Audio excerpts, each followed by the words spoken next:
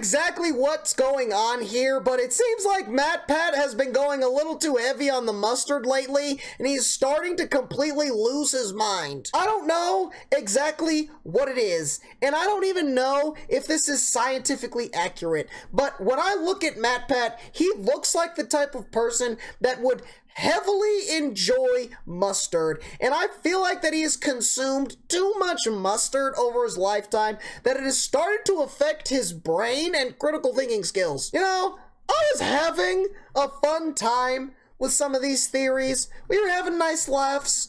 We were having nice chuckles. Some of my childhood joy was shattered and trampled on and pissed on right before my very eyes, dude. But I think this one finally takes the cake. MatPat, please, for the love of God, put down the mustard. We are all concerned for you. Film theory. The dinosaurs in Jurassic World are not dinosaurs. That doesn't even make any sense, because if they weren't dinosaurs, then what the hell else would they be? Matthew, did you think that they were CGI or something, dude? Come on now. Let's kick things off. Like, what are you gonna do? Next thing you're gonna tell me, oh no, it was claymation, stop motion, dude. Oh no, it was CGI, dude. I think we all saw the movie. We've all seen at least one Jurassic Park movie. I think we can all very clearly tell that those are, in fact, dinosaurs. Mini theory. You know how every Jurassic Park movie features dinosaurs chasing humans all over the place? Like, you're gonna tell me that's not a dinosaur? What are you gonna tell me? Oh, that's a cute little cuddly fluffy cat, dude. That's just a nice llama strolling through the fields, dude. Like come on now. For a snack? Yeah, probably wouldn't happen, especially when you're talking about the big boys like the T-Rex. Oh no, dude, it's just a chicken. See, T-Rexes are apex predators that need a daily caloric intake of 200,000 calories. The average human body contains a little over 120. Okay. How do we confirm this? How do we confirm this? Right? Matthew is claiming that that a T-Rex needs 200,000 calories a day, dude. Did the dinosaur tell you that? Did the T-Rex tell you that? He's like, yeah, dude, I'm only consuming like 150, bro. I do drop a little bit of weight, bro. I'm okay, you know what I'm saying? Right? It's like the bodybuilders are like, yeah, dude, I did some noticeable difference on the scale, bro. Like, I'm not full ripped, you know? Of 200,000 like, calories. yeah, I gotta throw it, you know? The average human body contains a little over 125,000 calories, which is pretty darn close to that 200K daily. And who measured that? What psychopath measured the total amount of calories in a human body? They went, you know what? What would a cannibalistic diet be like, dude? I wonder, will I get obese from that? Like some say it's a Hannibal Lecter, dude. Like, who made this? So at first, that would make it seem like... Did the humans tell you that, dude? Who told you that? Humans are the perfect... I couldn't tell you that, dude. If you ask me, Chris, how many calories is your body made out of? I don't know, dude. I just know that I taste like caramel, bro. I don't fucking know.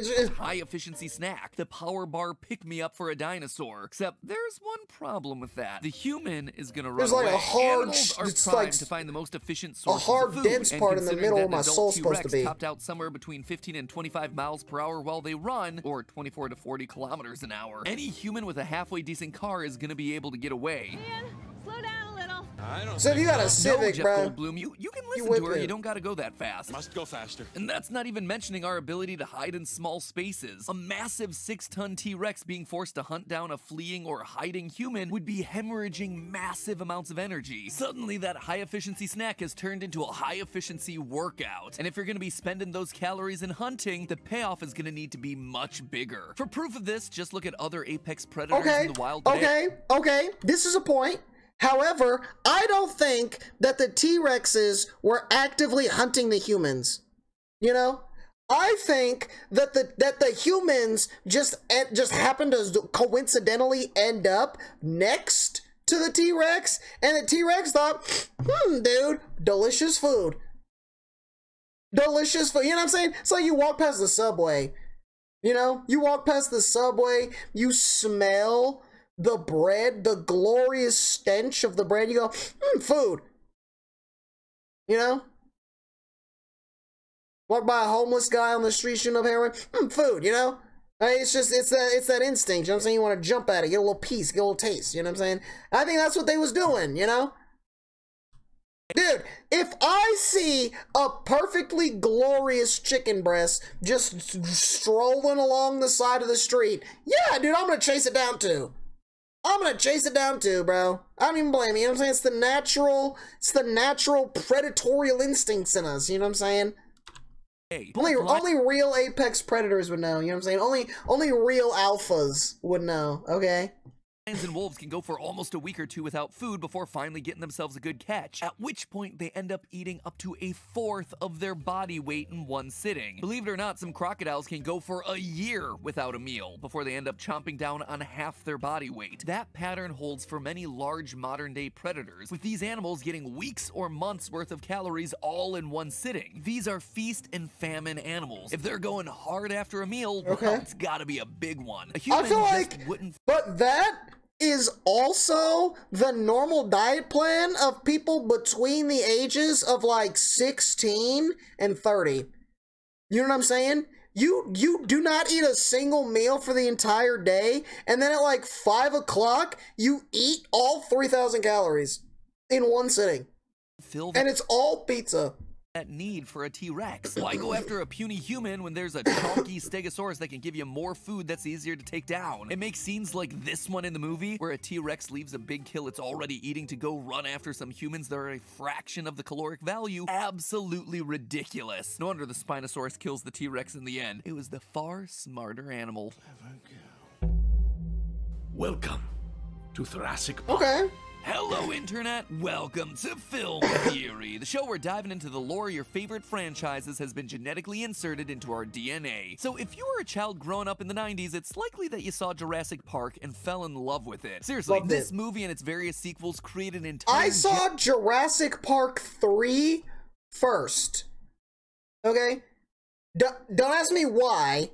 Don't ask me. I didn't actively seek out Jurassic Park movies as a kid. You know what I'm saying? Like, my brother would watch them, my mom would watch them, you know what I mean? And so when they would just come on the TV, I might just peep it, you know what I'm saying? But anyways, Jurassic Park 3 was the first one that I actually watched fully through, start to finish, right? I watched it with my brother, right? Traumatized the hell out of me. Oh my God, it traumatized the hell out of me when when that one guy, he got his neck snapped by the raptor. That was frightening. And the pterodactyl, frightening. Generation of dinosaur kids. Except to this day, I will never step foot near a pterodactyl. You will never see me next to a pterodactyl. You won't. Seriously, this movie and its various sequels created an entire generation of dinosaur kids. Except, you know, there's one problem with that. What's attacking the humans throughout the series, yeah, they aren't dinosaurs. That first park was legit. They didn't need these genetic hybrids. They just needed dinosaurs, real dinosaurs. Actually, forgettable side character, that's not what I meant. Even before they started mixing and matching genes in the reboot trilogy, they weren't real dinosaurs. They've never been real dinosaurs. Oh yeah? Then what are they? What are you telling me they are, man? Because that looks like a pretty real dinosaur to me. What else would it be? In the reboot trilogy, they weren't real dinosaurs. They've never been real dinosaurs. And that's probably a good thing, because if they were, well, Jurassic Park would be about as... Are you going to tell me that Monsters vs. Aliens isn't based on a true story next? What are we doing here, Matthew? Lay off the mustard! Dinosaurs. And that's probably a good thing, because if they were, well, Jurassic Park would be about as dangerous as an aquarium. It would yield one really boring movie. So today we're gonna be building our own Jurassic Park to show you why a park made of real dinosaurs is probably gonna be the safest zoo ever. Don't believe me? Let's go. Now, this first part is something I bet a lot of you already know. See, despite the original Jurassic Park really shaping a lot of how modern... Dude, that's facts. When I was a kid, I would play Zoo Tycoon, and I would build 4 different rhino pens. And then I would open the gates on all of them and let the rhinos just run free. You know? Something I bet a lot of you already know. Imagine me with dinosaurs, dude. Despite the original Jurassic Park really shaping a lot of how Let me release a triceratops. These aren't real dinosaurs. And I don't mean they're animatronics or CGI or whatever. What I mean is that while it was impossible to know what exactly dinosaurs looked like, it definitely wasn't anything like this. For the longest time, all we had to go off of to figure out how dinosaurs looked like were their fossilized bones, which led to a great deal of artistic liberty being taken with the imagery that we now associate with them. Many artists grossly underestimated the amount of soft tissues like fat that dinosaurs had because almost none of it survived the process of fossilization. So their interpretations were actually way skinnier than dinosaurs probably were. Professional paleo artists, or people who create art of extinct creatures, call this misinterpretation shrink wrapping. Just to give you an idea of how wildly different dinosaurs might have looked, in 2012 a group of— Okay, see, this makes sense, right? This is something that always has sort of baffled me. You know what I'm saying? Has sort of tickled my little peach, tickled my little fancy. You know what I'm saying? Like, dude, how the hell you know what dinosaurs look like? All we see is the bones. All we see is the bones, dude. Like, for all we know, they could have had just these massive, huge, gargantuan, like super duper long and heavy, like horns on their head or something. You know what I mean? Like they could have been super like obese and had some fat. Some of them could have been furry and hairy, right? There's the thing about feathers and you know what I mean? Paleo artists released a book called All Yesterdays. Right? It's like one guy drew one dinosaur and they're like, oh yeah, that's a dinosaur. Draw more, right? And then the other guy, he just kept drawing dinosaurs. He's like, oh yeah, dinosaurs, yeah. And then he's like, these are dinosaurs. And then now everybody's just like, okay, these are dinosaurs. You know? That imagined how modern animals would look two like if they were guys shrink wrapped the same way as dinosaurs. Like this beauty right here. What do you think that thing is? Those sickle-like arms, that sinewy neck, those terrifying claws. It's a swan, just a swan. But you immediately get the idea of what they're talking about here, right? Jurassic Park's art direction used a lot of that shrink wrapping technique, giving us a heavily skewed perception of what these things would have actually looked like. They also gave all the dinosaurs scaly reptilian skin. However, over the past 3 decades, paleontologists have concluded that, while many dinosaurs were scaly, some of the really iconic ones like the Velociraptor and T-Rex were most likely covered in feathers. This was proven with the discovery of fossils giant like the fucking chickens found in Germany in 2016. Notice the feather indents all around its wings? That same year, a 99-million-year-old piece of amber found in Myanmar was discovered to have preserved an actual dinosaur. Is that an ant? Piece of amber found in Myanmar was discovered to have preserved an actual dinosaur feather. Sadly, no dino DNA to extract and clone from that one. The filmmakers behind Jurassic Park were— Dude, it's like a Pokemon. Go give it to one of those scientist dudes, dude. They can spawn it. responded to the discovery they can spawn when you dig up the amber? Ignoring them and continuing to peddle scientific lies. Look, Pokemon's real too. I understand why. These conclusions were reached well after the first Jurassic Park came out, when they had already established an iconic look for their big monsters. They even had written in an in-universe excuse because these dinosaurs were spliced with frog DNA, which could potentially explain the difference in appearance. And the fact that our understanding of dinosaurs has evolved since Jurassic Park— What if our understanding of dinosaurs is completely wrong, right? And the whole entire time, what is it, billions of years ago, right? Billions of years ago, when the dinosaurs were roaming the earth, what if it's just the birds of today? Like, what if it, like, just imagine like a flamingo. A flamingo exactly as you know a flamingo looks today, but imagine it 25 feet fucking tall. 25 feet tall, dude. What if that's just dinosaurs? Like, it's just 50-ton chickens just roaming free. Potentially explain the difference in appearance. And the fact that our understanding of dinosaurs has evolved since Jurassic Park has been lampshaded by the more modern films, like here in Jurassic Park 3. What John Hammond and InGen did at Jurassic Park is create genetically engineered theme park monsters, nothing more and nothing less. And in Jurassic World. And if their genetic code was pure, many of them would look quite different, but you didn't ask for reality, you asked for more teeth. So dinosaurs IRL would clearly look different, but all this research got me thinking, what if we did ask for reality? I'm telling you, dude, like, just Just imagine some dumbass fucking pigeon, but it's 50 times bigger than a pigeon now. And those are the motherfuckers roaming the earth, dominating. The apex predators is a damn dodo. Completely recreate them without any sort of genetic trickery that the scientists use in the movie, how would they fare today? What would we have to do if we wanted to make a real film theory approved Jurassic Park? The Theorassic Park, if you will. Well, loyal theorists, let me tell ya, the real Jurassic Park wouldn't look anything like we see in these movies. Want to see it? Well, come along. I'll show you. First, we're gonna have to specify what exactly is gonna be in our Theorassic Park. See, what we broadly consider to be the dinosaur times actually covers hundreds of millions of years, which are grouped into multiple geologic periods with cool-sounding names. The Jurassic period was just one of those, covering the massive stretch of time between Bug's Life! Bug's Life! Do you remember in Bug's Life when they got attacked by that bird? Right? And the bird was huge. It was gargantuan. It was giant and massive. That's what it was. That's what dinosaurs were back in the day. Just huge, ginormous birds.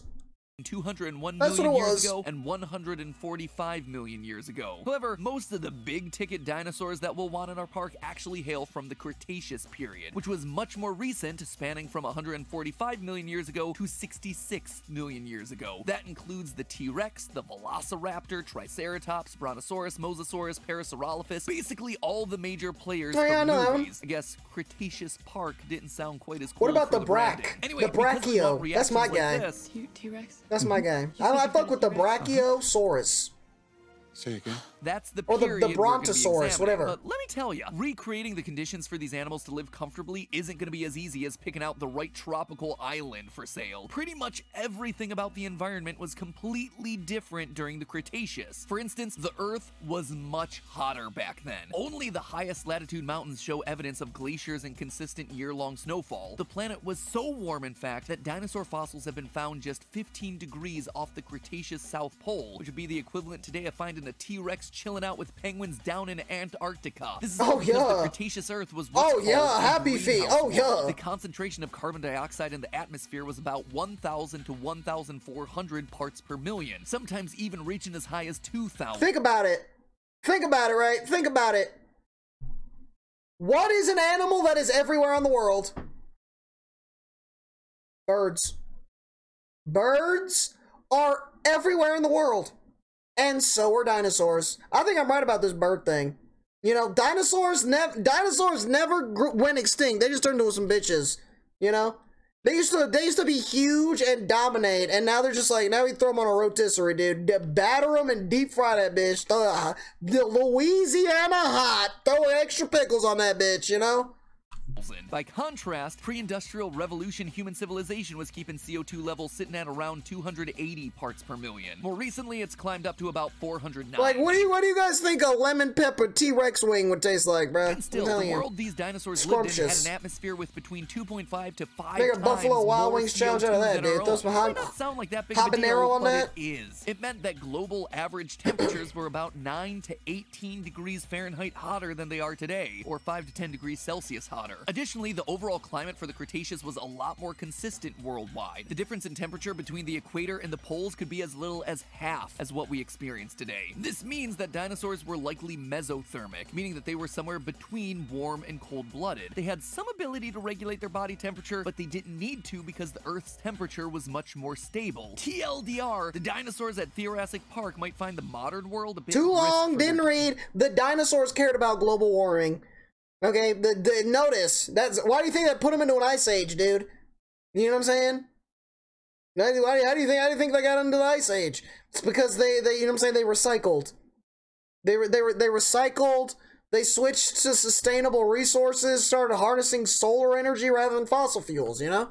TLDR, the dinosaurs at Theorassic Park might find the modern world a bit brisk for their tastes. As responsible zookeepers, we're gonna have to account for that. But obviously a higher amount of CO2 in the atmosphere is gonna change more than just the temperature. It's gonna affect how these dinosaurs breathed. Scientists are reasonably confident that dinosaurs breathed oxygen, and despite elevated CO2 levels, there was still plenty of it in the atmosphere during the Cretaceous period. But scientists can't agree on how much oxygen there was. By analyzing air bubbles trapped in amber between 130 and 67 million years ago, some studies have shown that oxygen could have made up as much as 30 to 35% of the atmosphere. Other studies have that number much lower, comparing the makeup of fossilized plant resin to modern-day plants to conclude that the atmospheric oxygen levels could have been as low as 10 to 15%. Regardless, both of those numbers are actually very different from the modern-day they're both oxygen wrong. level I got the right of number. 21%. It's 7. And a swing that large in either direction would be problematic for any dinosaur trying to live in the present. You see, if the Cretaceous atmosphere contained 30 to 30... Dude, could you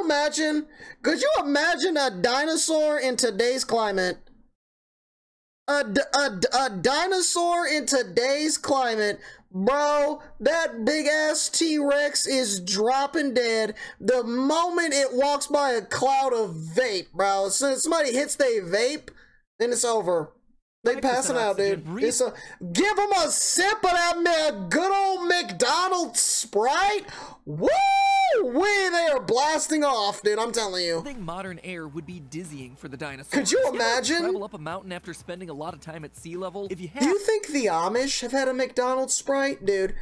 You'll know that it's exhausting. It can sometimes take days for your body and brain to adjust to the thinner levels of oxygen in the air as you climb further and further above sea level. Now, think about a dinosaur that lived by breathing air that was over 35% oxygen. Over a third. Well, it would be like a person going from sea level to a mountain that was 9,500 feet tall, 2,900 meters. It's certainly not impossible to survive. I mean, people have evolved to live in elevated places like Tibet. Life, finds a way. But these dinosaurs would likely have something similar to ongoing altitude sickness, suffering from nausea, dizziness, and headaches all the time. In some serious cases, altitude sickness can cause a buildup of fluid in your lungs that can be fatal. On the other hand, if dinosaurs evolved breathing an atmosphere that was just 10 to 15% oxygen, jumping up to modern-day levels would add 25 to 50% more oxygen than they were used to. This video started off with dinosaurs are not dinosaurs, and I'm getting a science lesson on the oxygen levels in the Cretaceous period of Earth 99 million years ago. The dinosaurs are not dinosaurs, okay? Now, the mitochondria is the powerhouse of the cell. That point, they have to worry about the opposite problem, oxygen toxicity, a condition that you get when you breathe in too much extra oxygen. This can harm lung tissue, cause parts of your lungs to fill with fluid, or cause... What happens if the dinosaur hits the vape? Oh, that's it, dude. It's their lung... You let a dino hit a vape, their lungs are collapsing, they're coughing their kidneys out of their body through their mouths, dude, I'm telling you. Collapse. In some serious it's severe over. cases, it burning can a even lead hole to death. in their Basically, bodies evolved to breathe very specific mixtures of air, and any significant deviation from that mixture isn't going to be too great for the dinosaurs in our park, which again, is going to present us with some very serious problems. But beyond just the survival of our dinos, something else that would be lame about our park is that most of our star attractions are going to be asleep during peak hours. Several paleontologists have theorized that a surprising number of dinosaurs were actually nocturnal, and we know this because of a very specific type of fossil. As we've already discussed, soft tissues within and around the eye basically never survived the process of fossilization. However, sometimes the scleral rings did. These are bony rings around the eye What does that even which mean? help to support the eyeballs of animals with eyes that aren't spherical. Paleontologists have been able to determine the size and shape of dinosaur eyes based exclusively on these rings, which in turn helps them to determine if the eyes were built for daylight or low light situations. Animals that operate during the day, they have plenty of light to work with, so their scleral rings tend to be thicker. Nocturnal animals, on the other hand, need to get as much light into their eyes as possible, meaning that their scleral rings tend to be thinner, leaving a wide hole in the skull. This was most common in theropods, including one of the most popular dinosaurs, the velociraptor, a fact that the Lost World actually used to great effect back in 1997. Anyway, considering that dinos like the velociraptor are going to be a big draw for the park, and I doubt that any guests are going to want to be out at 2 a.m. to see small raptor chickens, well, we're gonna need to do something about simulating. Dude, that's why you open the park up at night. That's genius! Because everything's closed anyways! Everything's closed. Walmart closed at midnight, right? The bar's closed at 2, right? More like 1:30, dude, because the bar owner's like cranky. Wife's cheating on him, right? Bar closes at 1:30, right? Walmart closes at midnight. Taco Bell closes at like 4 a.m., but you know what I'm saying? It's just you got Taco Bell in the park, right? You know what I mean? What else are you gonna do at 3 a.m.?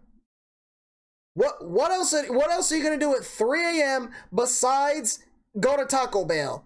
You know what I'm saying? You're not clubbing. You're not going to Walmart. Grandma is not.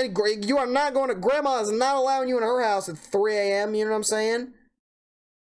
Like what else are you doing? Perfect opportunity. Go get chased by some velociraptors. You know what I'm saying? A reverse day-night cycle for some of these guys. So, for the film theory approved Jurassic Park, we're actually dealing with a lot of issues. We're working with animals that are living at elevated temperatures that need to be consistent year-round. They're used to a hot, CO2-rich atmosphere. They're used to a precise level of oxygen that was either meaningfully higher or lower than present day, and will want to be able to simulate lighting conditions to reverse day and night so people can actually see some action. Sure sounds like a lot if we want the dinosaurs to be happy and healthy, but I have a solution. A theoretical solution. See, a real-world Jurassic Park is possible if and only if all the dinos live in giant terrariums. Oh, there it is. Yep, just as lame as it sounds. At our hypothetical Jurassic Park, each terrarium can... Isn't that literally what Jurassic Park is? Isn't that literally the whole point of Jurassic Park? Is to be an enclosed environment for the... Isn't that what the whole fucking island is? The whole thing is one giant terrarium for all of them to roam free. Isn't that literally the point?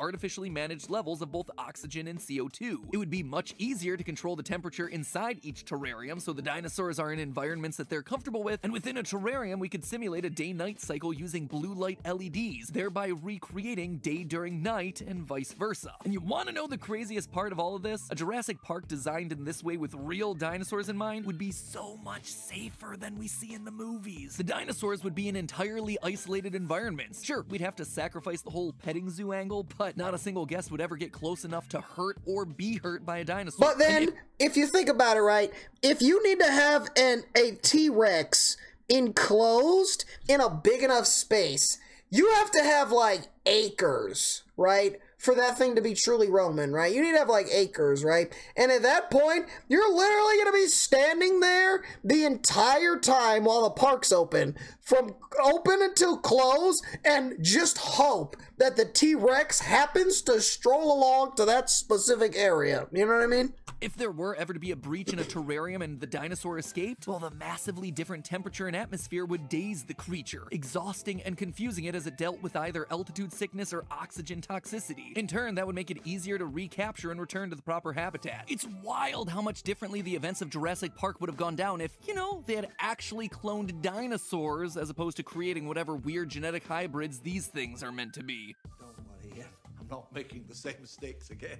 No, you're making all new ones. No wonder no one wanted to invest in this thing. Mr. Hammond, after careful consideration, I've decided not to endorse your park.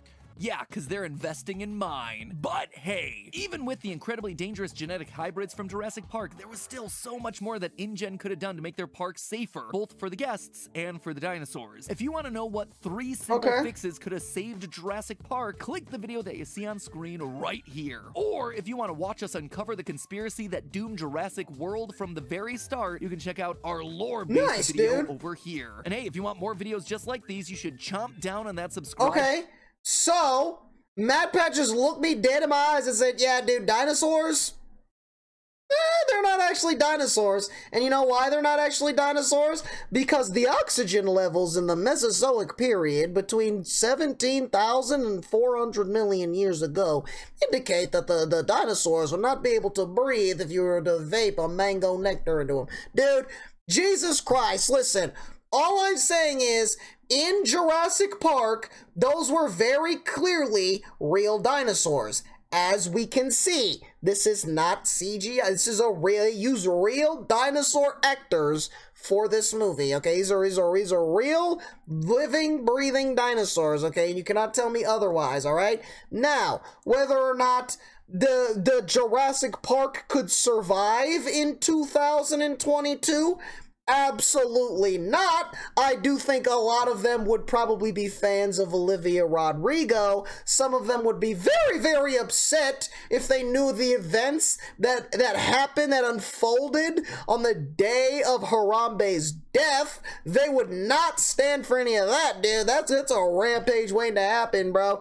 And a pack of velociraptors would attempt to overthrow the Canadian government, if you ask me. You know what I'm saying? So there's a lot of reasons why it's good dinosaurs don't exist anymore. However, with all these psycho pigeons and these geese running around these days, dude, I don't doubt that they are still out there.